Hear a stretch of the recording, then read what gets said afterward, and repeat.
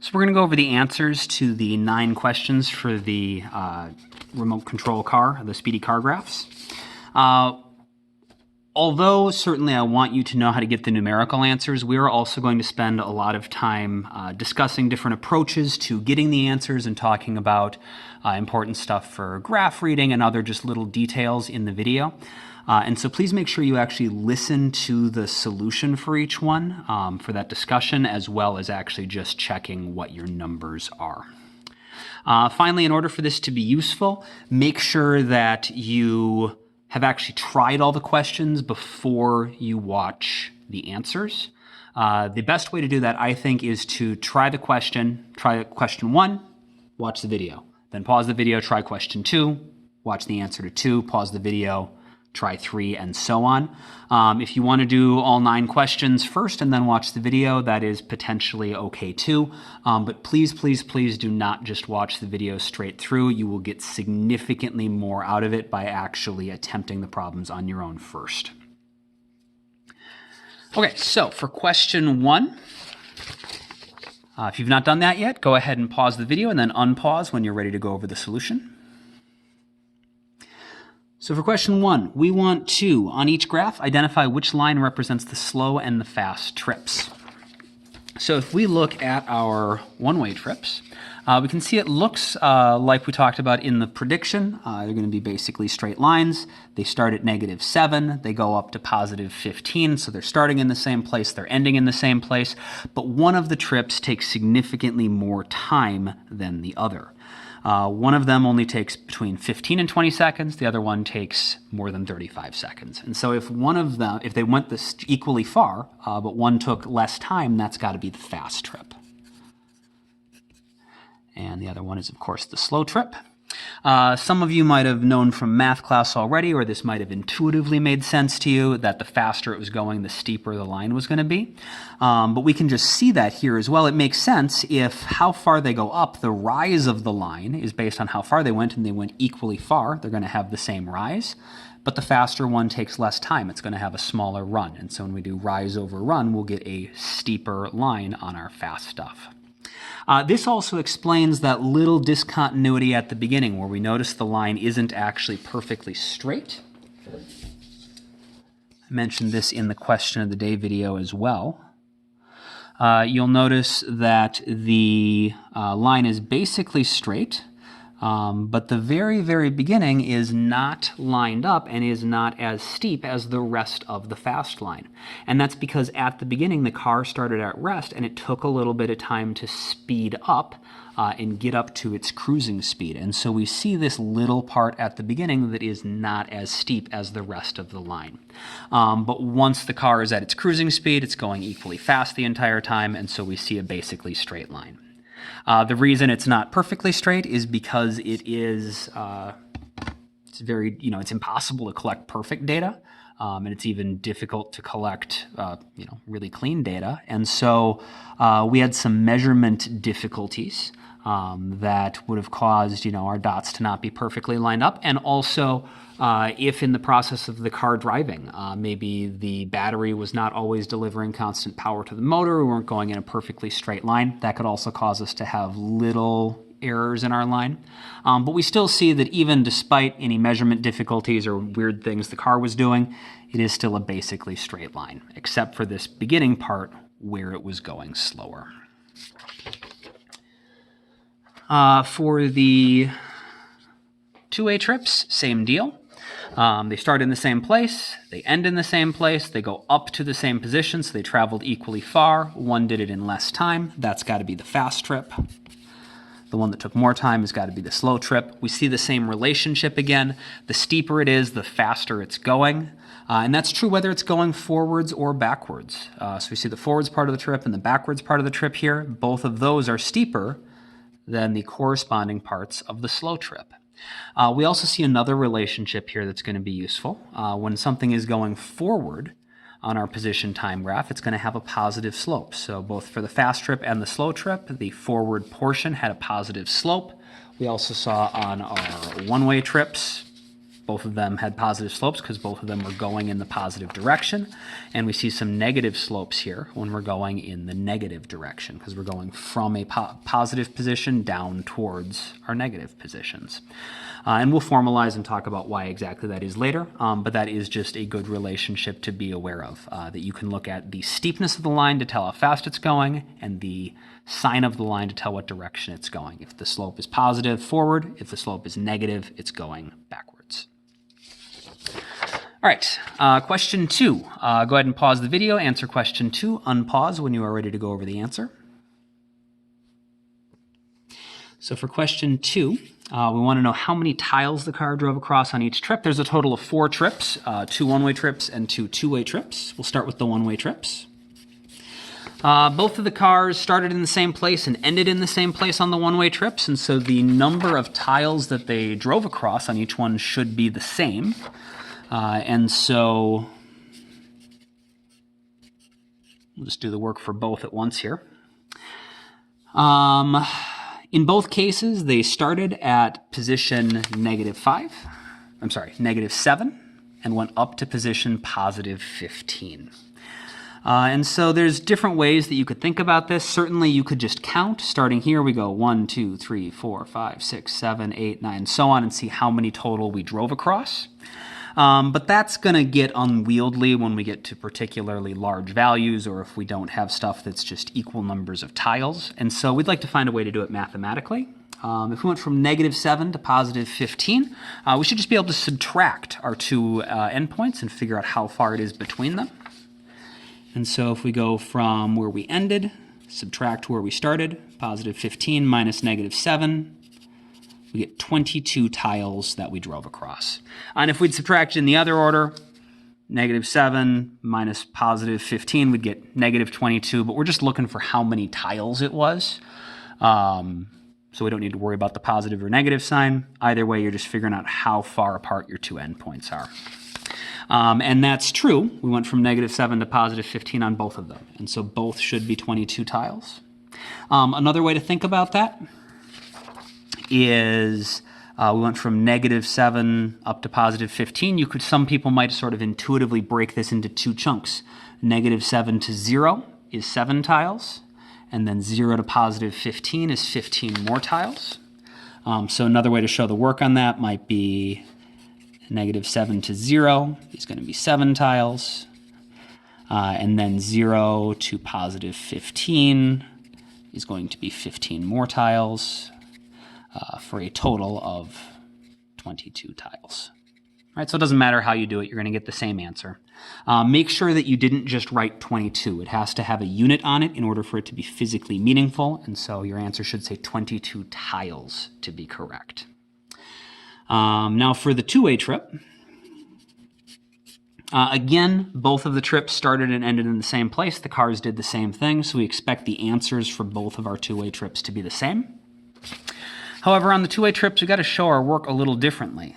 We went from -7 up to +5 and back down to -7.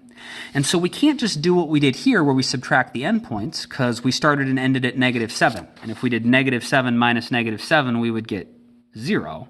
And obviously it drove across a whole lot more than 0 tiles. And so we're going to have to figure out how far it went forward and then add on how many it went backwards and put all that together. So from -7 to +5, so that's going to be the forward part of our trip.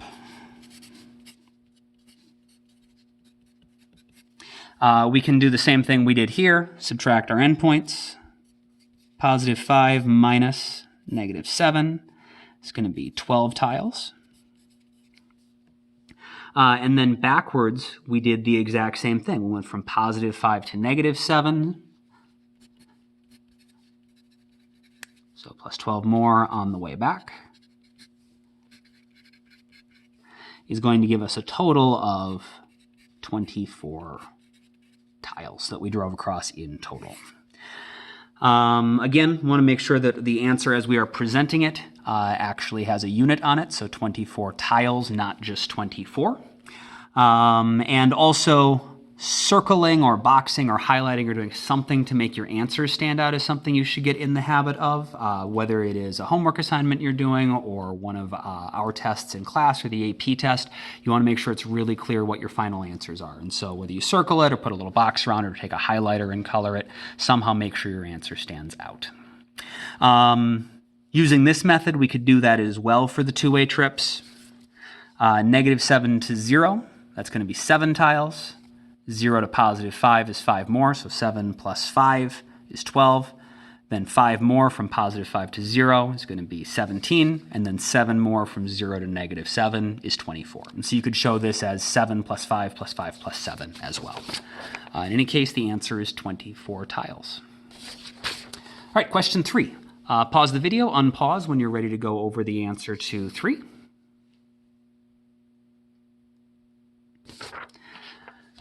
All right, for question 3, it's just asking us what vocabulary term describes what we found in question 2.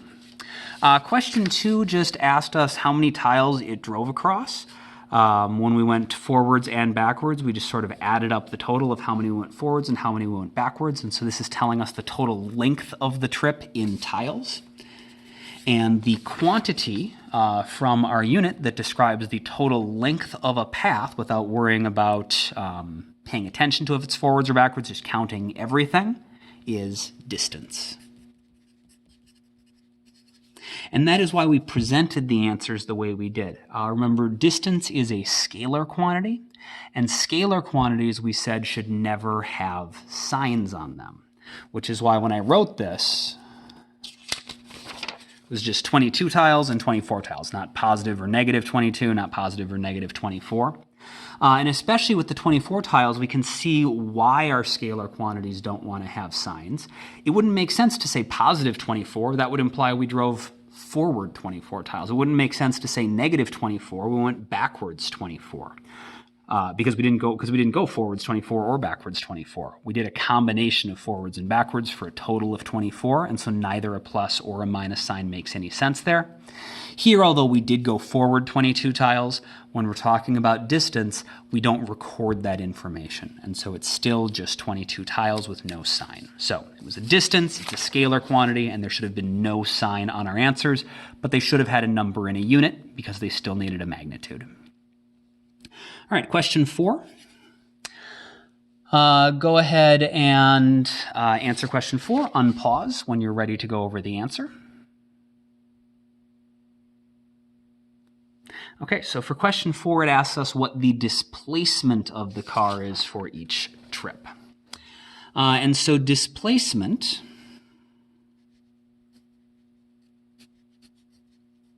is delta x, the change in position. Which we said the way that you calculate that is the final position minus the initial position. And remember, this is a vector quantity. That's what those little arrow signs tell us. So we have to make sure we are including signs in our work when we do this. So for the one-way trip,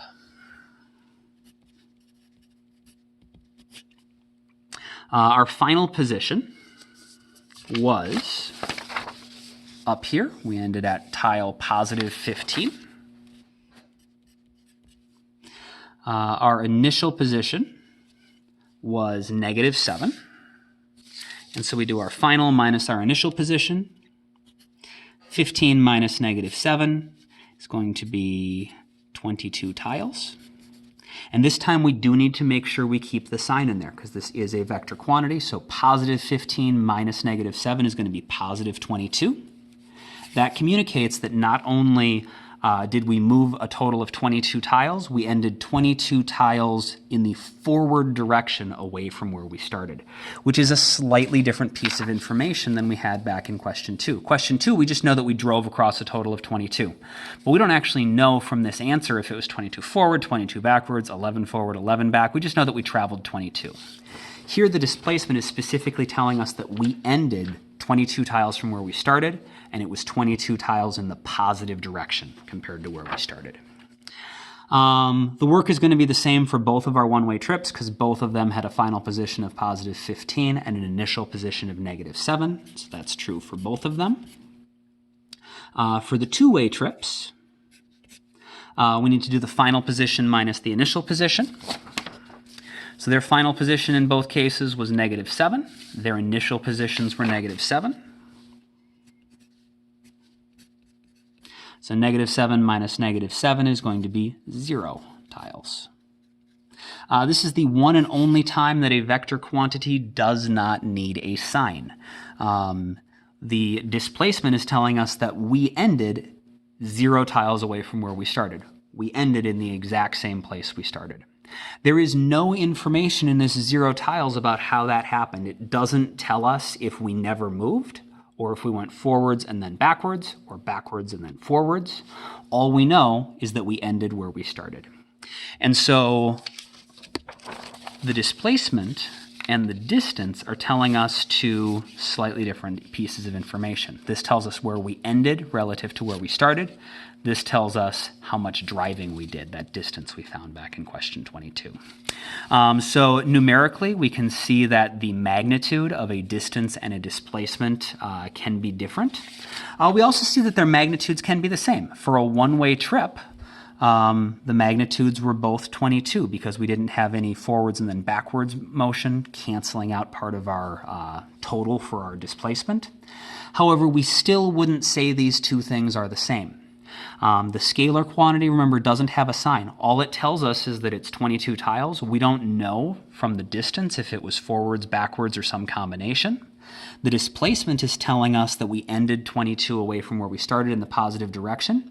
And this doesn't tell us if we drove straight there or maybe we drove 33 forwards and 11 backwards. We don't know. But that positive sign is telling us we ended 22 ahead of where we started. And so even though superficially these might look the same and you're punching the same thing into your calculator, these are not the same value. They do not tell us the same thing. This tells us we moved a total of 22. We don't know where we ended. This tells us we don't know how far we moved total. It was at least 22 because we ended 22 away from where we started, but we might have driven across more tiles. We don't know.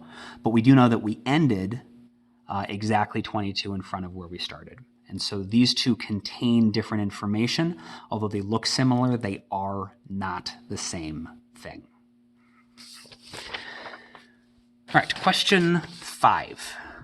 Go ahead and answer question 5, and then unpause when you're ready. Question 5 asked us to find the average speed in tiles per second for each trip.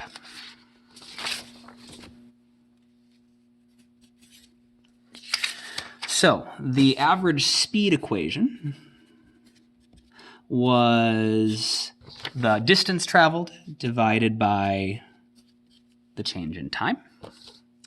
And so we are going to need both of those values. We already found the distances in question 2. And so I'm not going to repeat all the work for that. I've already found that information, and so I'm just going to grab that when I need it.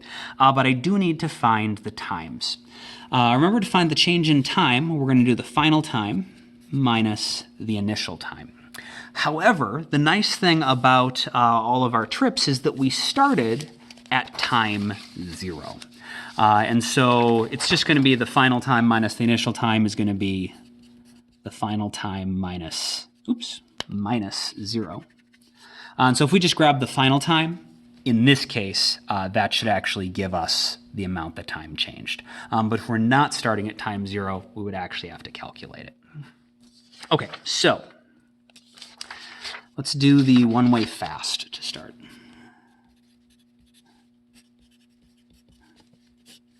So we need the distance over the change in time. So my distance over my final minus my initial time. I already know from question 2 that my distance for the one-way trip was 22 tiles. I need my final time. And so the data on these graphs is actually the average of all of the data points collected by all the different AP Physics classes, so we can't actually just go onto the spreadsheet where the data was and grab the number, because that might not actually be the same, depending on if someone in a different class got a different number.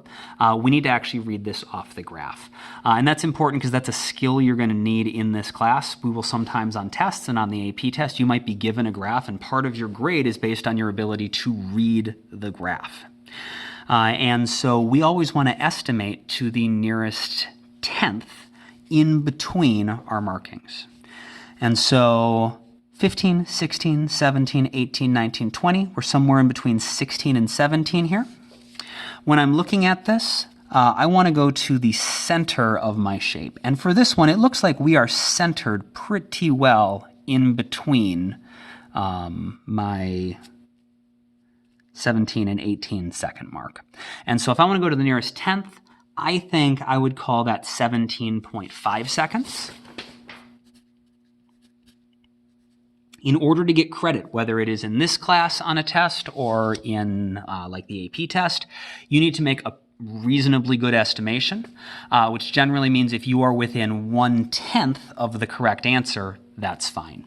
And so if you said 17.4 or 17.6, okay, that would be okay. But that's the most you can be off by. You should be able to get within 1/10 of the correct answer, or 1/10 of, whatever, anyone else who makes a good measurement gets as well, because no matter which one of you is off, you should still be within 1/10 of each other.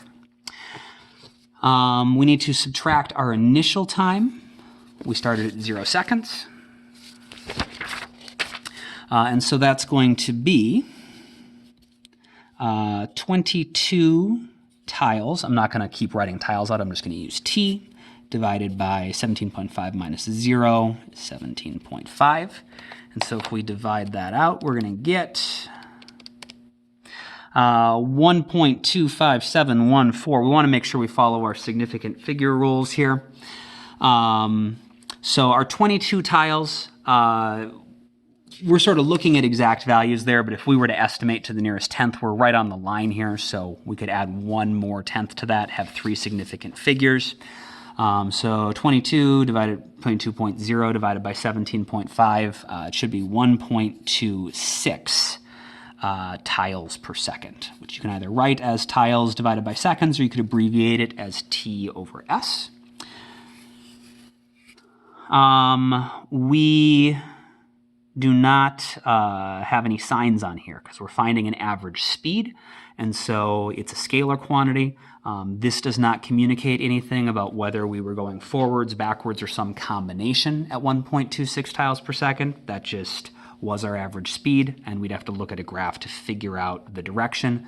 The actual average speed information does not tell us the direction. For the slow trip, same thing. We know it's going to be 22 tiles. I need to divide it, though, by my change in time, so I need to figure out where my slow one ended. That's right here. That's going to be 37 point something, and so I'm looking right at the center of the shape, and that to me looks like it's obviously not right on the line. It's a little bit to the right.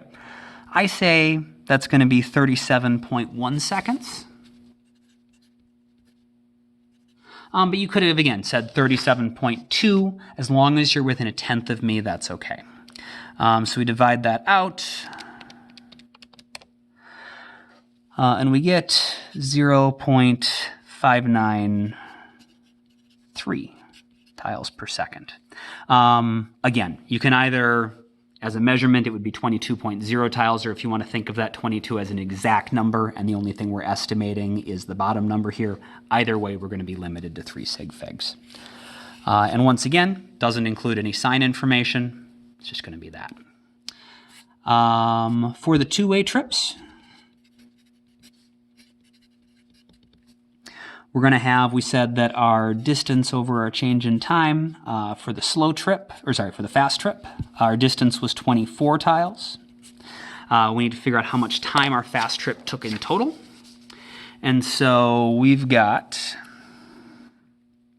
somewhere in between 20 and so it's 21, 22, 23. We're in between 22 and 23. We want to estimate to the center of that box. I think that looks like 22.7. So that's what I'm going to use. But again, you needed to be within 1/10. So if you said 22.6 or 22.8, that's fine. But it would need to be one of those values. So 22.7 seconds. Divide that out. 1.26 0.06 tiles per second. And then for the slow trip, again, it was 24 tiles. We just need the time for the slow trip. That one ends here, just a little bit to the left of the 46 line. Could be 45.8 or 45.9. Both are okay. Both are within a tenth of each other. I'm going to call that 45.9, but again, if you said 45.8, that is fine. You just can't be off by more than a tenth. So we got 24 divided by 45.9. It's going to be 0.523 tiles per second. None of our answers have signs because they're all scalar quantities. All of them do have to have a unit though, so we have to make sure we say tiles per second, whether we write it all the way out or we abbreviate it. We're showing enough work to tell what's going on. I have my equation written out at least once since I'm doing the same thing. I didn't necessarily rewrite the equation the entire time, but this is something you need to make sure you do when you're showing your work. Make sure you actually write down the equation somewhere so we can tell what's going on. And then show our calculations so we can tell how we got to our answers. If you look at how our two-way trips compare to our one-way trips, you'll notice that we got slightly slower speeds, whether it was for the fast or the slow trip on the two-way than the one-way trip. And that should not be too surprising because we spent part of our time on the two-way trips turning around. And so because part of our trip we didn't really go anywhere and we were spending time turning the car around, that's going to reduce our average speed. Our average speed is going to be lower for the two-way trips, and that's exactly what we see here. All right, question 6. Go ahead and do question 6. Again, remember, anywhere that you already have a number from a previous problem, you're welcome to steal, but make sure you show your equations and that you show enough work to tell what's going on. Go ahead and answer question 6, and then watch the video and check the solution. All right, so for question 6, we want to find the average velocity in tiles per second for each of the fast trips.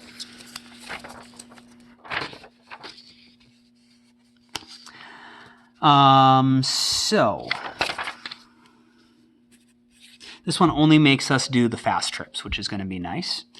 We want to find the average velocity. So that's going to be the total displacement divided by the change in time. We already found the displacement. That was in question number 4. And we already found the change in time for each trip, actually. This was in question number 5. And so we just need to find the appropriate numbers and put them together. So for the one-way fast, if we consult question number 4, we see that our displacement was positive 22 tiles. And we needed to divide that by our change in time, which for our one-way fast trip, we had 17.5 seconds. In our calculator, we're still punching in 22 divided by 17.5, which is the same thing I did here. And so my calculator is going to spit out the same answer, 1.26. I'm still in tiles per second. But this time we were asked to find an average velocity, which remember is a vector quantity. It has to include directional information. And so since my displacement was positive, when I divide that, I'm going to get a positive answer. And I have to make sure that plus sign is included in my answer. If I don't have the plus sign, it looks like a speed, and it's not correct. So if you just wrote 1.26 tiles per second, that's actually wrong. You have to have the positive sign on this one, and you cannot have it back on question 5. So our vector quantities have to include that sign. So this is telling us that on average, we were moving 1.26 tiles per second forward, or in the positive direction. For the two-way fast, again, go grab our numbers from the appropriate problem. So I need displacement over change in time. And if we look back at question 4, the displacement for the two-way trips was 0 tiles because we ended exactly where we started. And remember, displacement is only talking about where we are at the end relative to where we started. We can still grab the time from our calculation. That was 22.7 seconds. That said, it doesn't really matter what that time is because 0 divided by anything is going to be 0. And so for our two-way fast trips, our average velocity is going to be 0 tiles per second. What that is telling us is not that we weren't moving. The average velocity doesn't actually tell you really anything about how fast you were moving during the trip. It tells you on average how quickly you were making progress towards your endpoint, or how quickly your position was changing on average. And since we ended exactly where we started on the two-way trip, on average, we didn't accomplish anything. On average, we didn't go anywhere because we spent half our time going forward and half our time going backwards. They canceled each other out.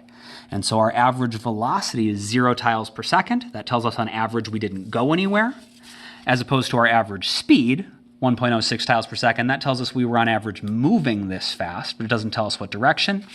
Here it tells us that whatever motion we did, it all canceled out and we ended where we started. So our average speed and our average velocity are telling us different pieces of information. Once again, the only time you do not have to include a positive or a negative sign on a vector quantity is when it's 0, because 0 is not positive or negative, it is just 0. All right, question 7. Go ahead and try that, and then unpause the video when you're ready to go over the answer.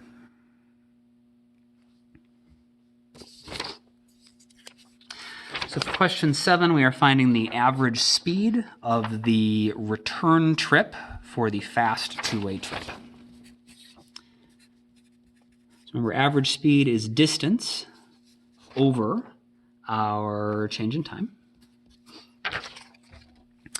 And so we got to figure out what that is for. It was just the return part of the fast two-way.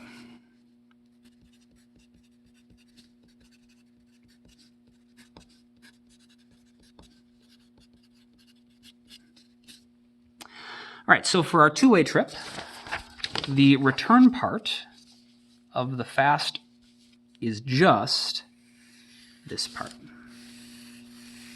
It's only the part with the negative slope where we're going from +5 back down to -7. So we need to figure out our distance and divide it by our change in time.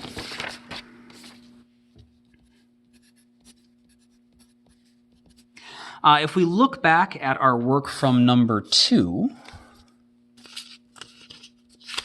we figured out that it moved 12 tiles forward and 12 tiles on the way back, and so the return part was 12 tiles. So our distance covered for the return part is 12 tiles.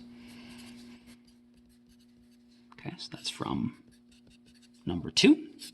For our time, we don't have that yet. We've got to do the final time minus the initial time, but just for the return trip. So our final time, we actually do have that. We found that back in question 5, I think it was, where we said that we ended at 17.5 seconds. But we need to actually measure the initial time. So it's going to be 12 tiles divided by our ending time, 17.5 seconds, minus whatever time our return trip started at. So you can see we ended at, oh, not 17.5, I apologize. This was the 22.7. I was thinking of the one-way trip.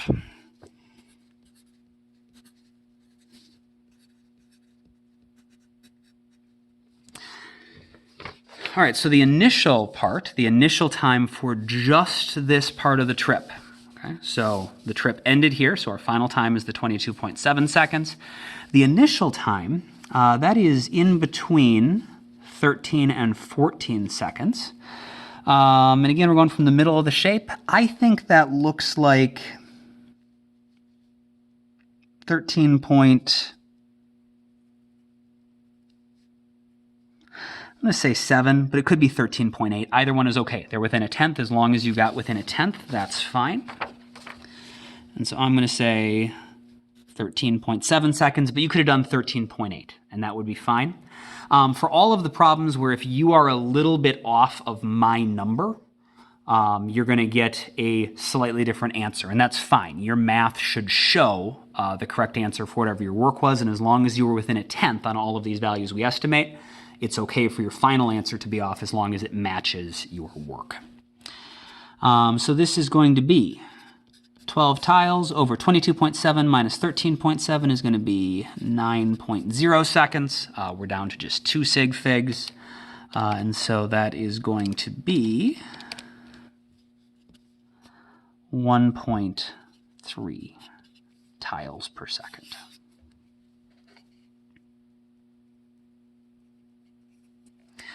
All right, and you'll notice that is when we figured out the average speed of the one-way fast trip was also in the 1.3 tiles per second range.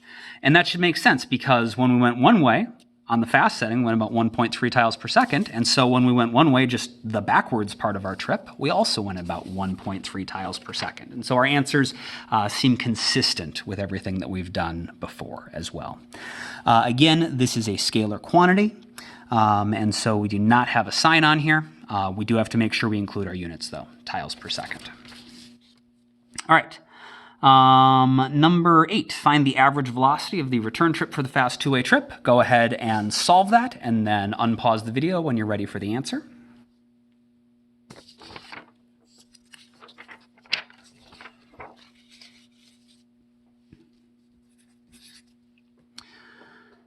So for number 8, average velocity again, remember, is the displacement divided by the change in time. So that's going to be our final minus our initial positions divided by our final time minus our initial times. We already know for the fast two-way trip, the return part, we already actually found this part in number 7. We know that was 9.0 seconds, so we don't need to recalculate that. This one you might be able to figure out from number 7, but it's not exactly the same, so we'll just show the work on that quick. The final position for the return part of the trip, we ended at tile -7. So that's going to be -7 minus our initial position. The return part of the trip started at tile +5. So it's -7 minus +5 divided by our 9.0 seconds. -7 minus +5 is going to be -12 tiles divided by 9.0 seconds. Remember, this is a displacement, so it is showing us that we moved in the negative direction or backwards 12 tiles. So on the return trip, we ended 12 tiles to the negative of where we started. Divide that out. Mathematically, it looks a lot like the calculation from 7, so we don't need to necessarily grab our calculator again. We know 12 divided by 9 is going to be 1.3. But because it's an average velocity, we need to make sure we are including our sign information. And so this is in the negative direction. We can see that in our work. And so it should be -1.3 tiles per second. So whereas number 7 just told us on the return trip we were moving an average of 1.3 tiles per second, it doesn't tell us what direction we were going. Here, where we were calculating the average velocity, we know that we were actually changing our position. We were making progress towards our endpoint at a rate of -1.3 tiles per second. So we were, on average, moving in the negative direction, and every second, on average, we moved 1.3 tiles in that negative direction. All right, so putting it all together, all of our ability to estimate and read numbers off graphs, do calculations, I would like you to solve the final problem, number 9, and then unpause when you're ready to go over the answer.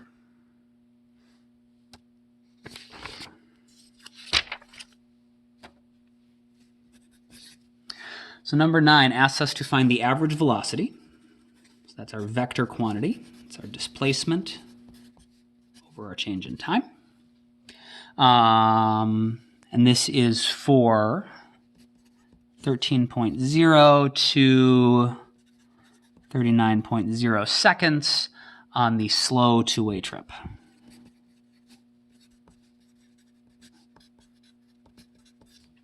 All right, so we want to find displacement over change in time. Our deltas are always final minus initial, so our displacement is going to be our final position minus our initial position for this part of our trip, divided by the final time minus the initial time for this part of the trip. The times are easy. It tells us to go from 13 to 39 seconds, and so that's going to be 39.0 seconds minus 13.0 seconds, because the beginning of our journey, the initial time for our journey is 13, final time is 39. We need to get the actual positions, though. So we'll start with the final position. We're ending at 39 seconds. So we go to our graph. 39 seconds is right here. We have to go figure out what position corresponds to 39 seconds. So that's going to be right here. So we need to estimate what that position is. It's between tile -2 and -3. I'm responsible for estimating this to the nearest tenth. I think that looks like -2.6, but if you said -2.7, I think that's reasonable as well. And again, as long as you're within a tenth, you would get full credit. You just need to show the appropriate work for the number you're using.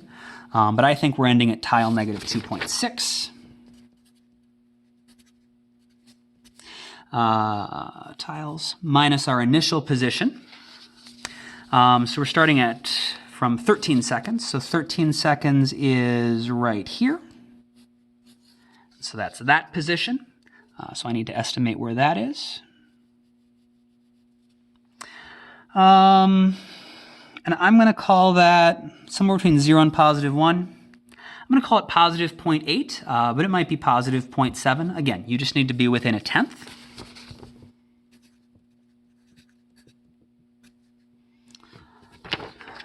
So -2.6 minus our +0.8. So that's going to be -3.4 tiles divided by 26 seconds. We can see here we're limited to 2 sig figs, so my answer is only going to have 2 of them.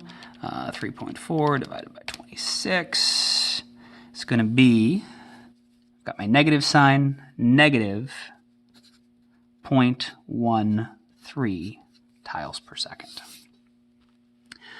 So on average, over that part of the trip, we were only moving backwards at 0.13 tiles per second, which we'll notice is a lot smaller than the average velocity we got when we were just looking at if we were looking at the entire return part, because we started here, we ended here. And so on average, we only moved, just a little over 3 tiles.